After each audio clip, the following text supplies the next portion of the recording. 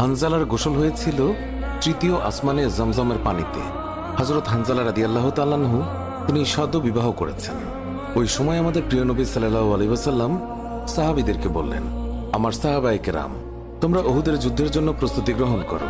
রাসূলুল্লাহ সাল্লাল্লাহু আলাইহি ওয়াসাল্লাম হযরত হানজালা রাদিয়াল্লাহু তাআলা আনহুকে বললেন, হানজালা, তোমাকে যুদ্ধে যেতে হবে না।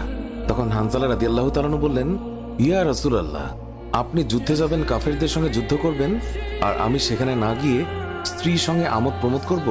এটা আমি সহ্য করতে পারবো না। আমাকেও যুদ্ধে নিয়ে চলুন।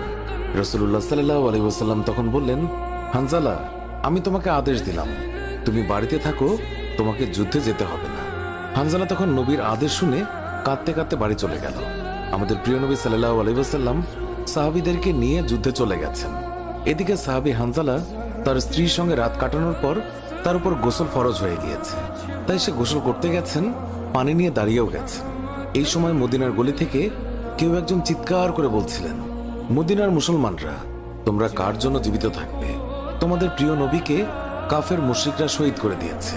এই কথা যেই মাত্র হানজালার কানে পৌঁছালো, তখনই তিনি পানির বালতি ফেলে দিয়ে তার স্ত্রীর কাছে গেল এবং তার স্ত্রীকে বলল, হে আমার স্ত্রী, তাড়াতাড়ি আমার তলোয়ারটা দাও। যে কাপুরুষরা আমার নবীকে শহীদ করেছে, যে কাফেররা বিশ্বনবী হযরত মুহাম্মদ সাল্লাল্লাহু আলাইহি ওয়াসাল্লামকে হত্যা করেছে, আমি তাদেরকে ছাড়ব না। আজ হয় তারা মরবে, না হয় আমি মরব। যে দুনিয়ায় নবী নেই,